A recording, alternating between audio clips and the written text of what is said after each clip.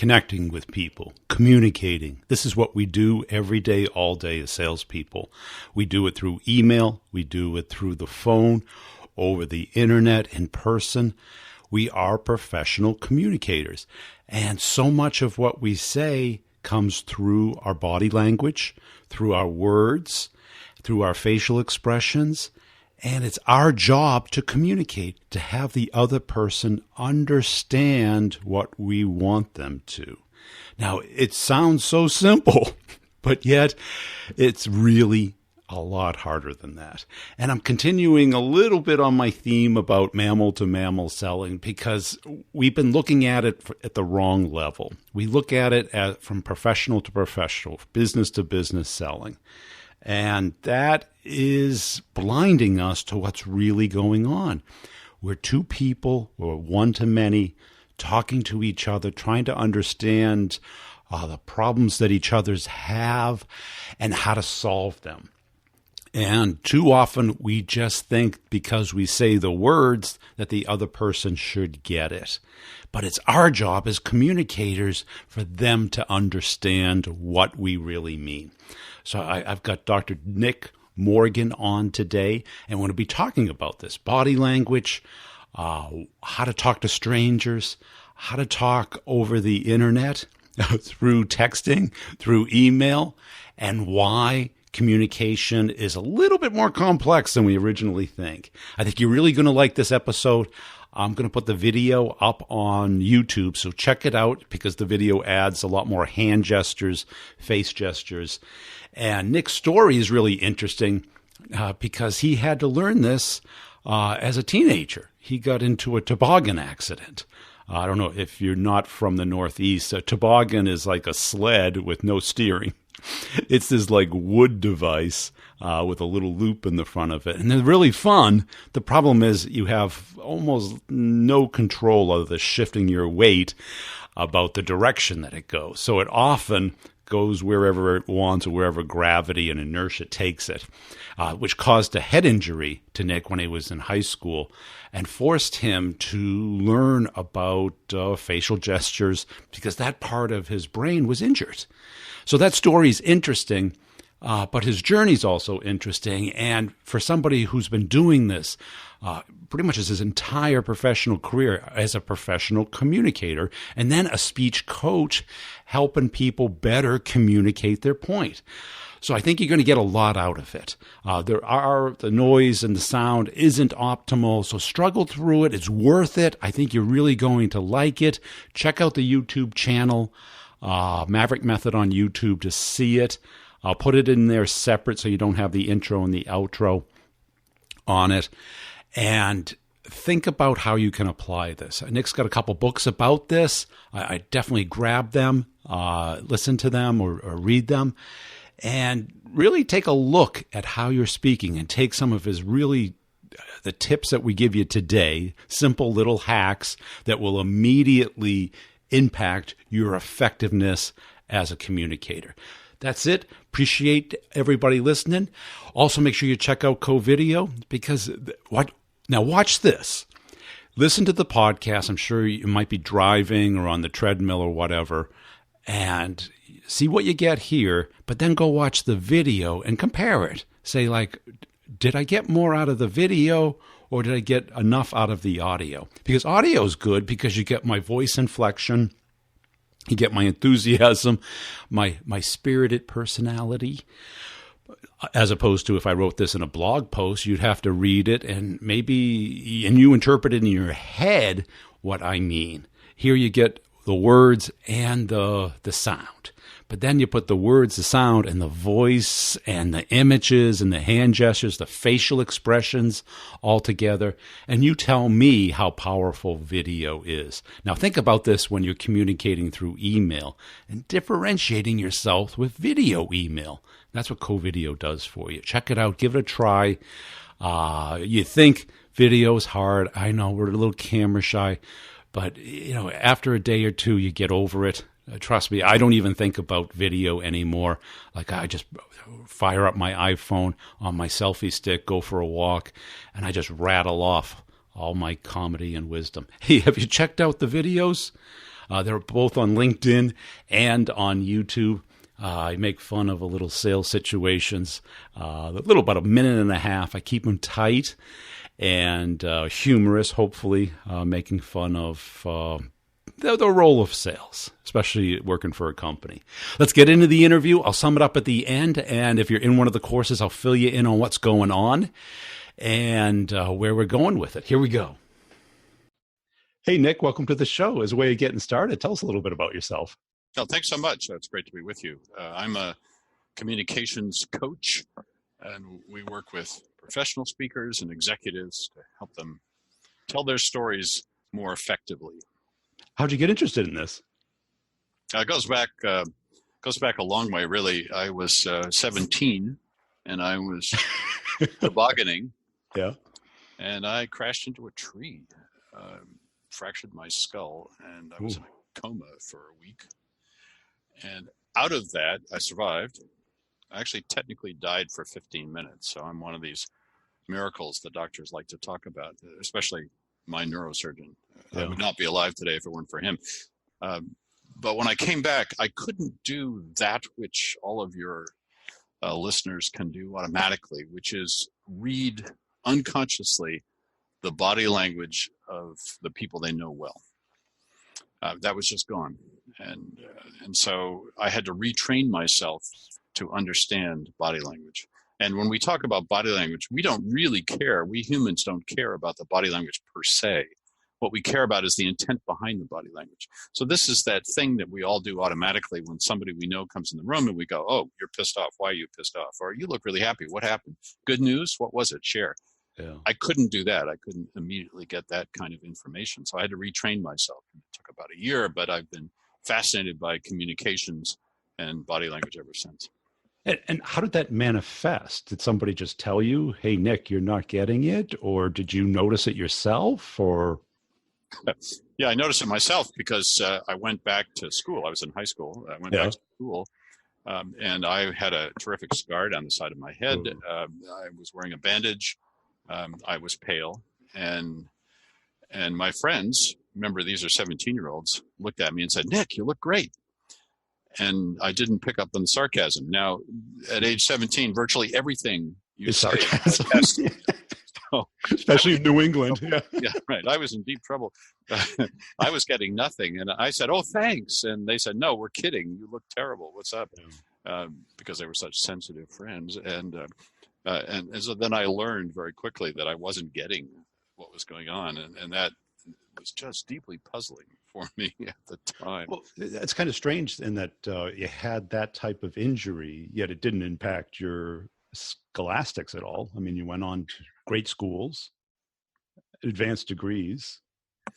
Well, don't tell the admissions officers, but there was probably about 6 months there where I coasted. I was not myself. But I'm very lucky. I recovered. The brain is plastic, especially when you're young, and I was able to pull it together and move on. But it was an interesting 6 months, and really took a year to be fully recovered. And how'd you go about learning that? Was it through books, courses?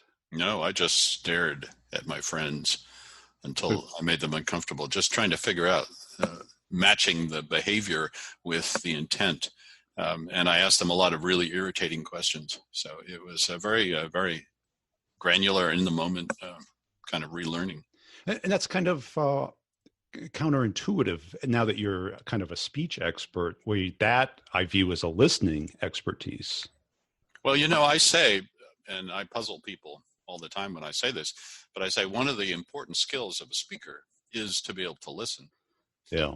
And great speakers will tell you that when they're talking, there's about 10% of their brain that the entire time is focused on that audience, just to see how the audience is receiving it and making mid-course adjustments as needed. If you're one of those people that's really nervous, and so you get this kind of adrenaline rush that just takes you through like an express train, and afterwards you go, I don't remember anything I said. What did I say? Then that's the kind of person who doesn't notice the audience because the nerves are getting in the way of listening.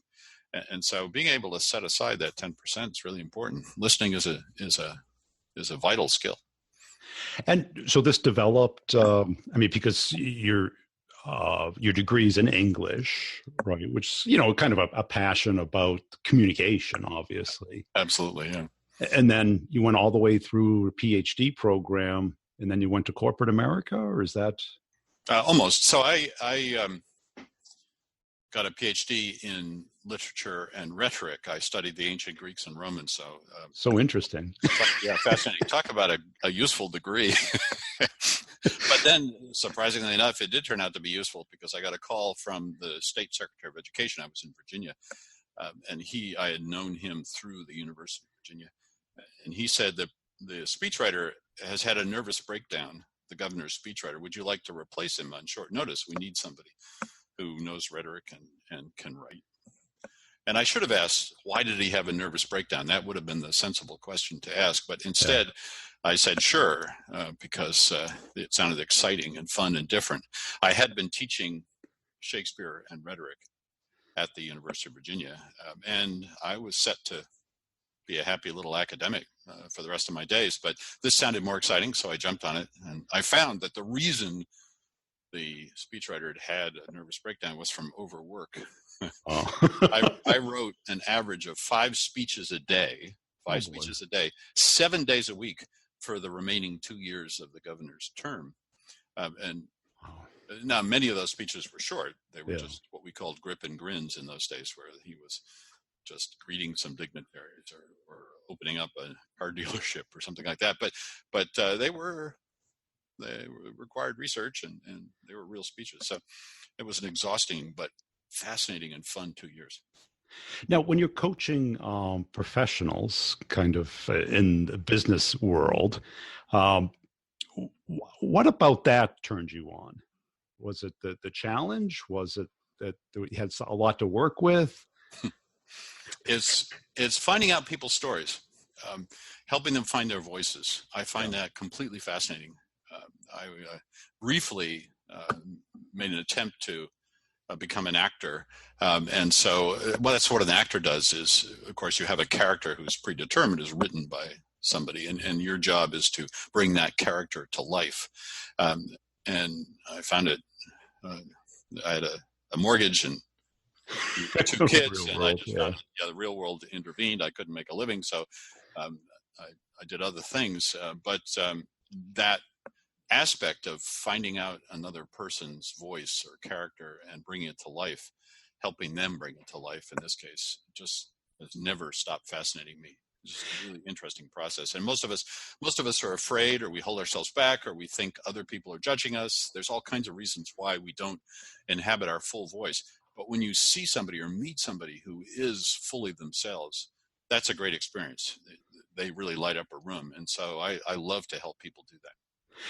And that's it, because in the business world, we're meeting strangers all the time. Mm-hmm. And I'm fascinated by the neuroscience behind that, because that is probably the number one challenge I see in my marketplace is how do you approach a stranger and start a conversation?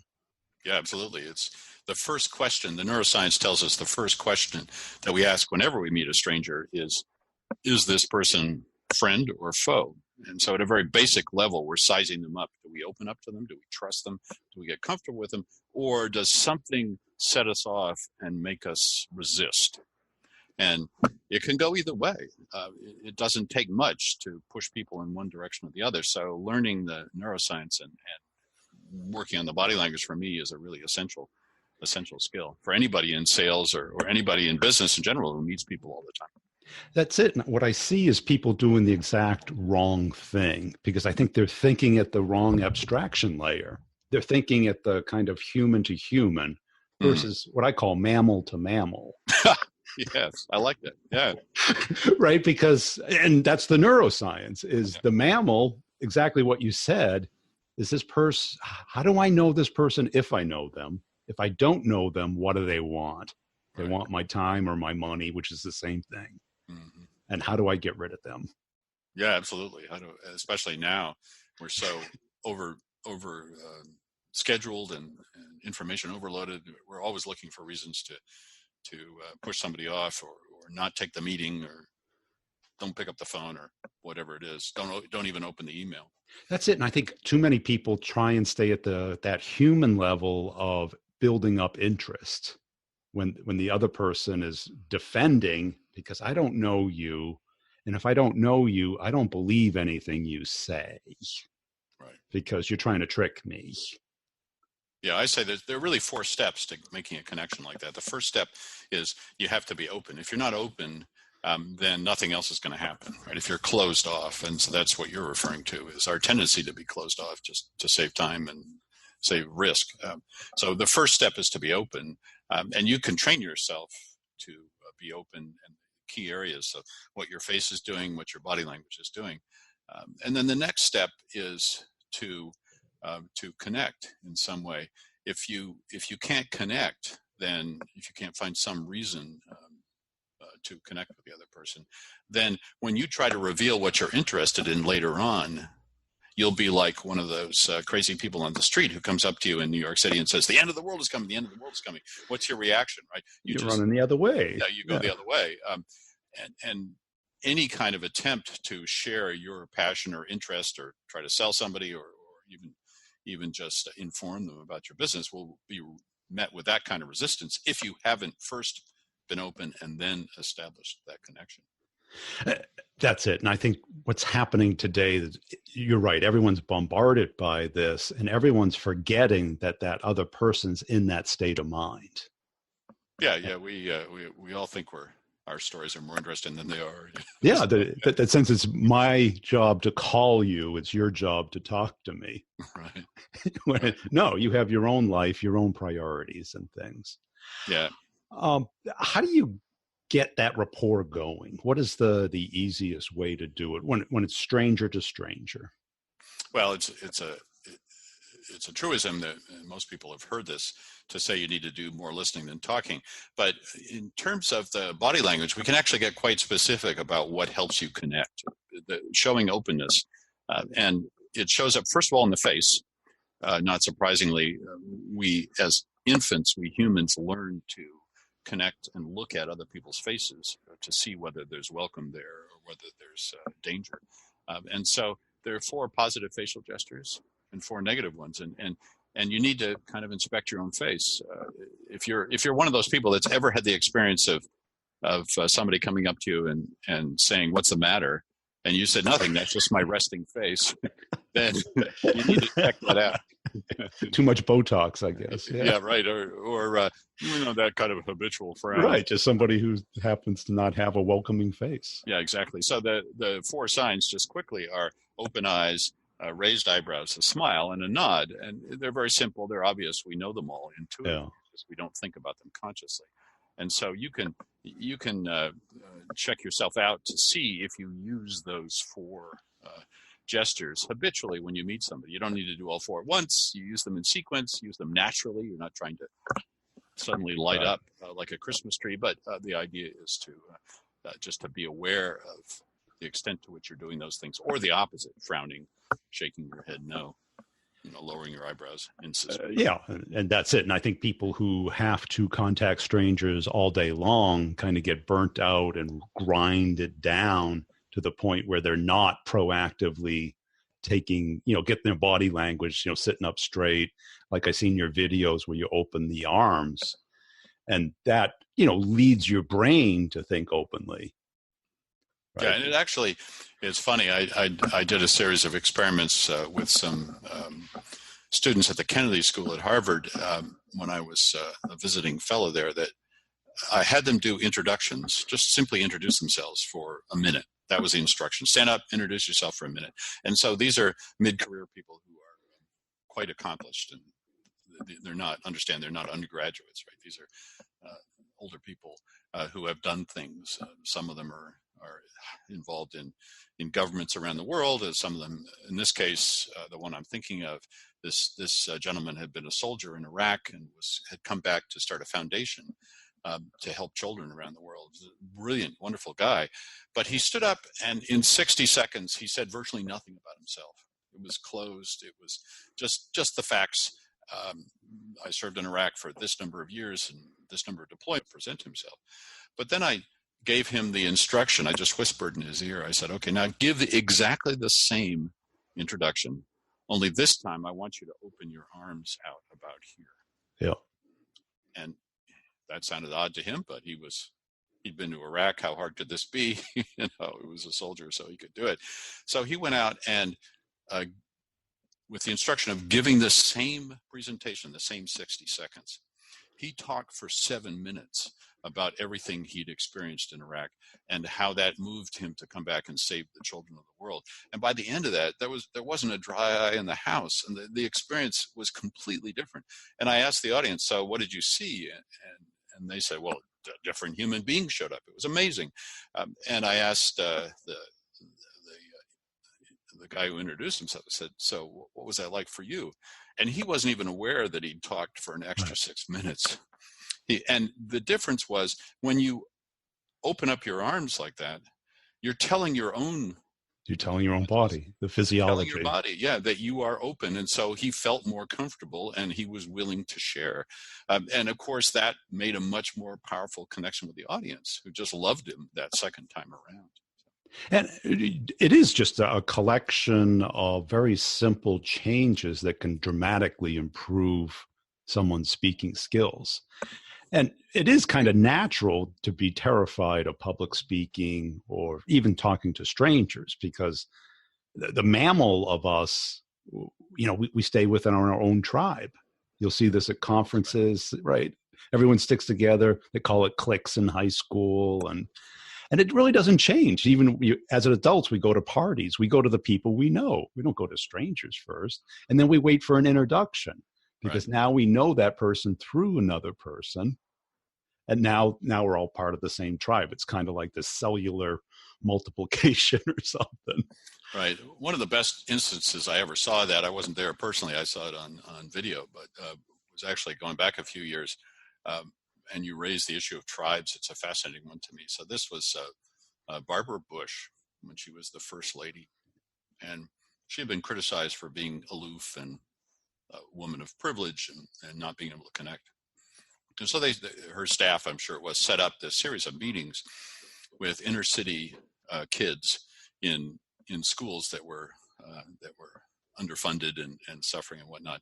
And the question sort of naturally arose, like, how is Mrs. Bush going to connect with these 6-year-olds who walk to school and are afraid of getting shot? I mean, just the difference seemed fundamental.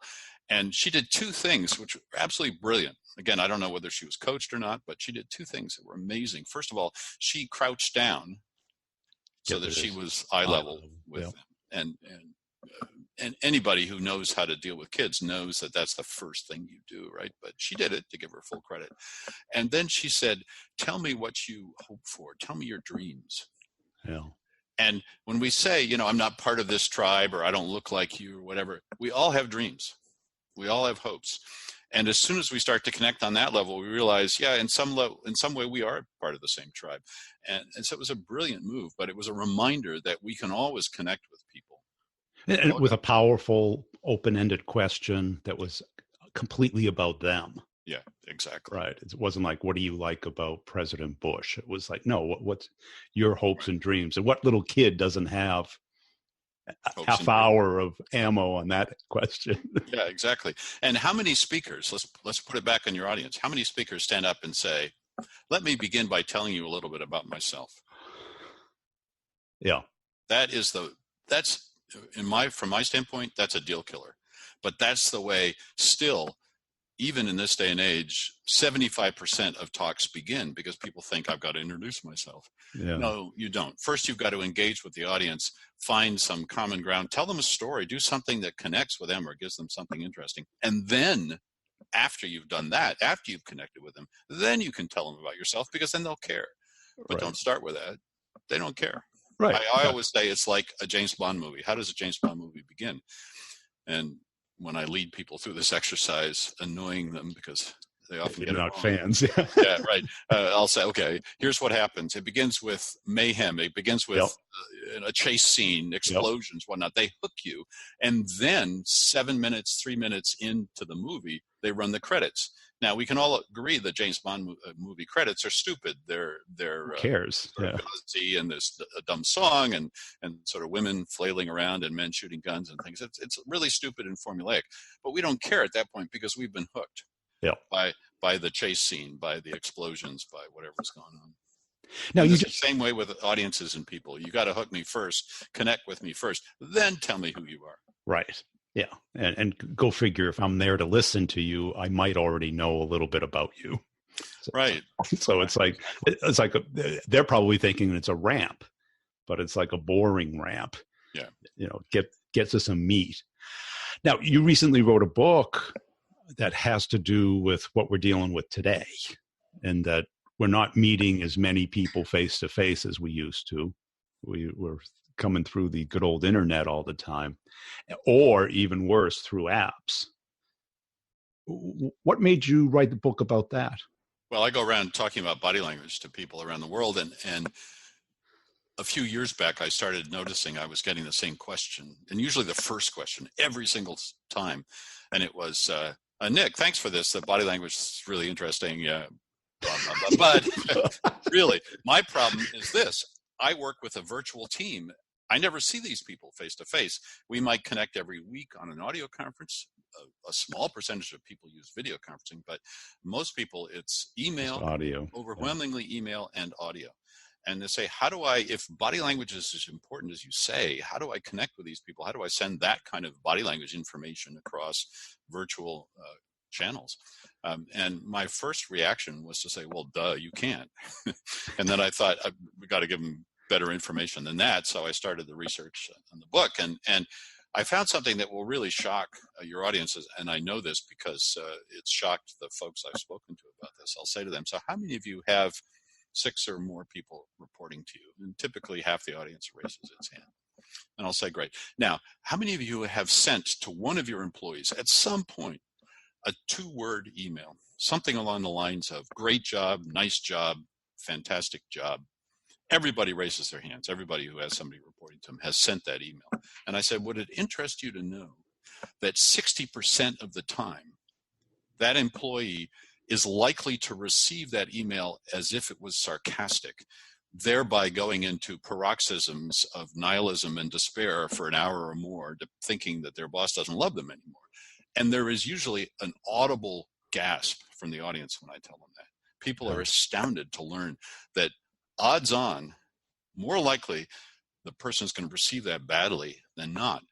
Why is that? That's because in the virtual world, the body language stuff we've been talking about, that human intent that we care about, is stripped out. It doesn't come through in the email. Yeah. It doesn't come through even in the audio conference, because emotion isn't carried through the kinds of audio conference, the sounds that audio conferences convey.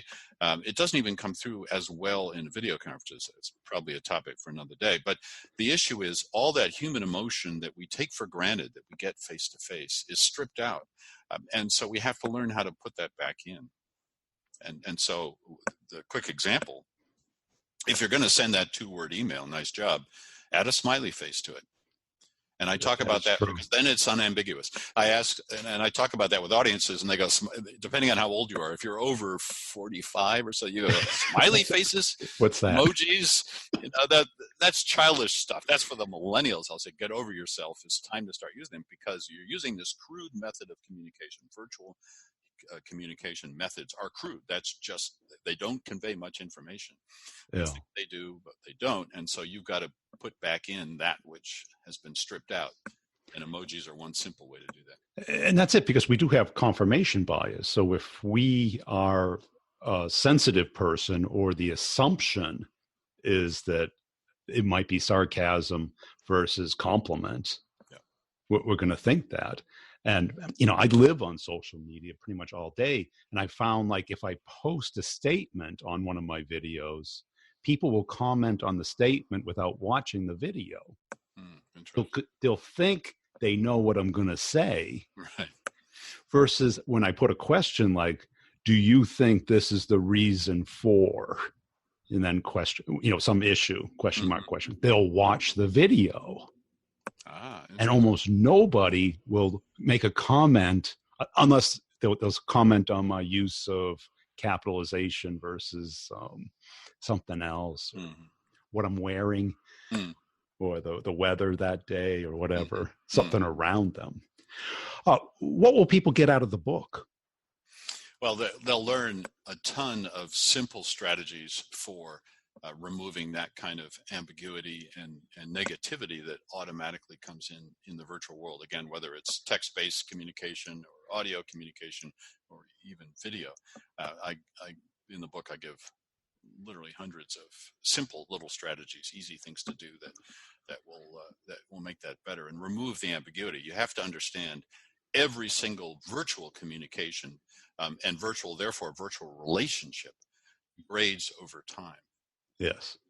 If you're on an audio conference, this is very typical. People who have a relationship with a team that's spread out all over the world and they have a weekly audio conference, I'll say that relationship is going to get worse over time because of all the little silences, the time when somebody was on mute and they hit the unmute button and they were a little late in replying and you thought, what's the matter with that guy? Doesn't he care about this anymore? It's those tiny little misunderstandings gradually accumulate over time in the virtual world.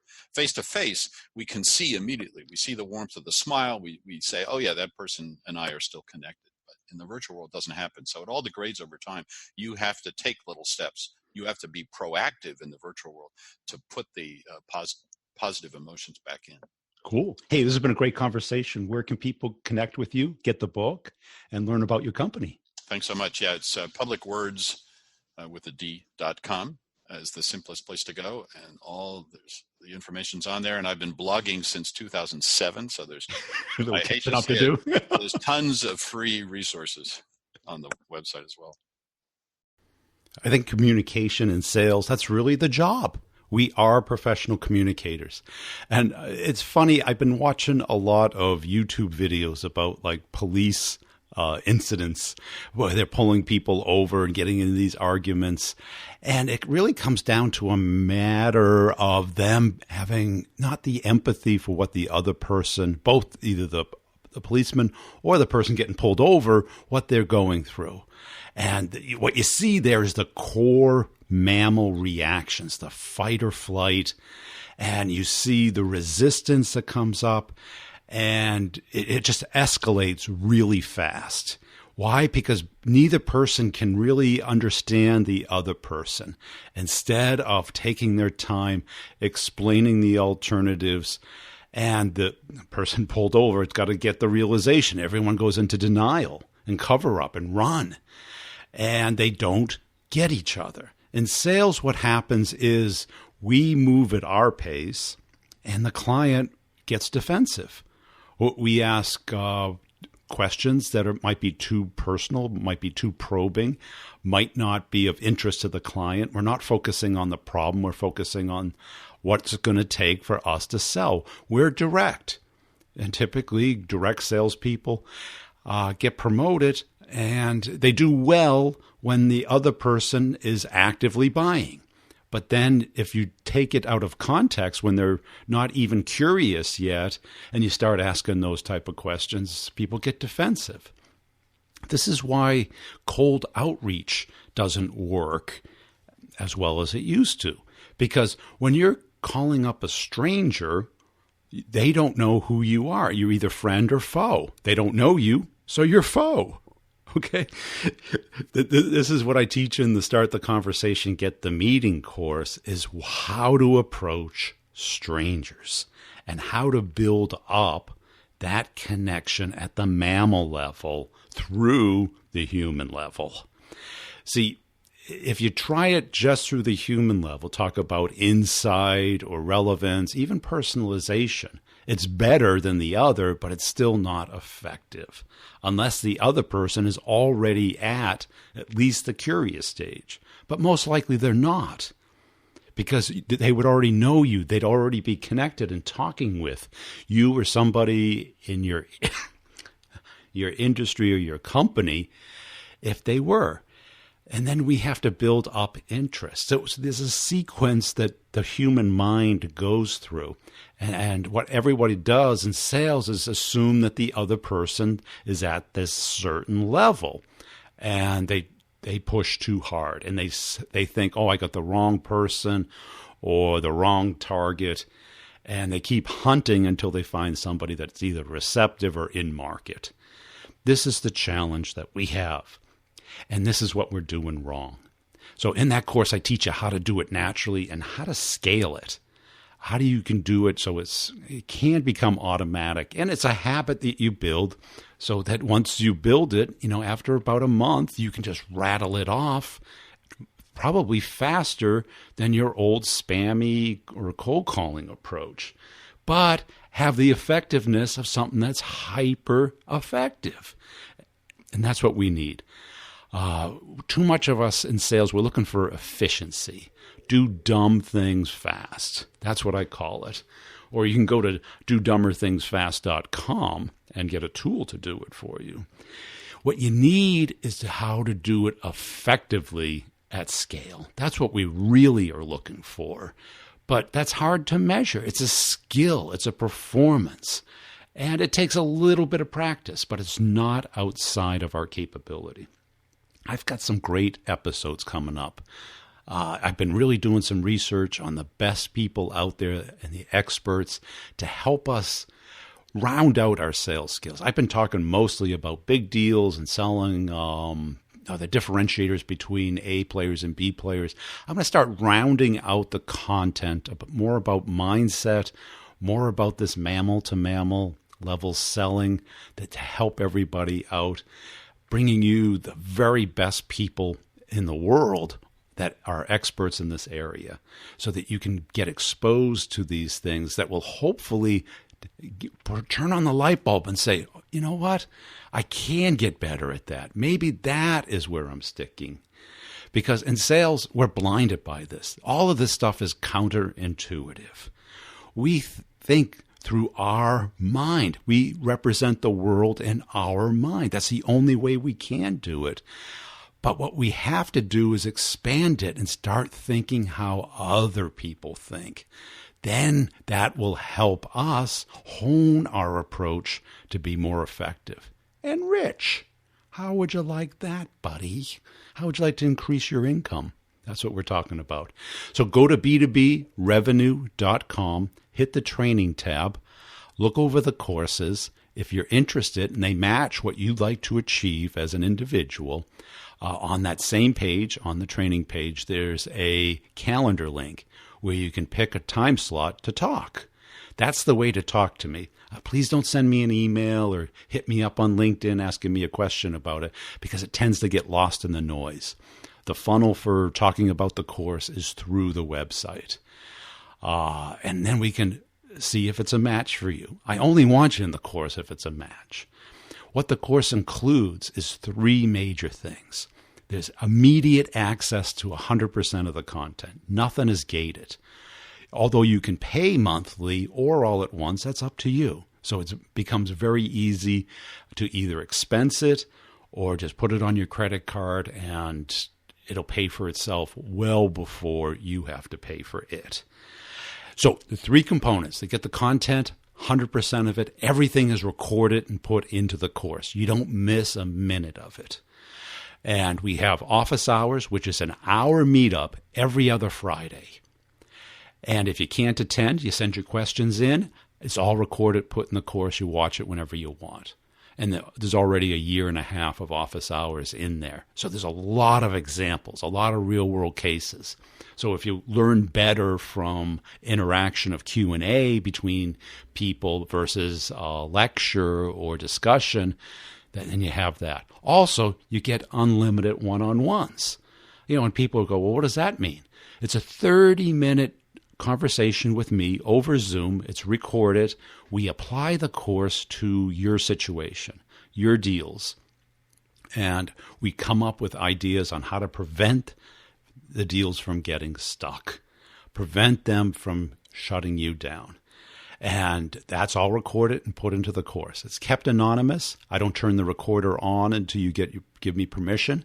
Once I turn it off, we talk about anything that is proprietary. We don't need your name, your company, your product, your customer. Well, how can I talk about my deals? What you'll find is I don't need to know the name of the company, your name. I don't need to know the name of your product. These situations are very similar across everything. Everybody thinks theirs is unique because you're too close to it.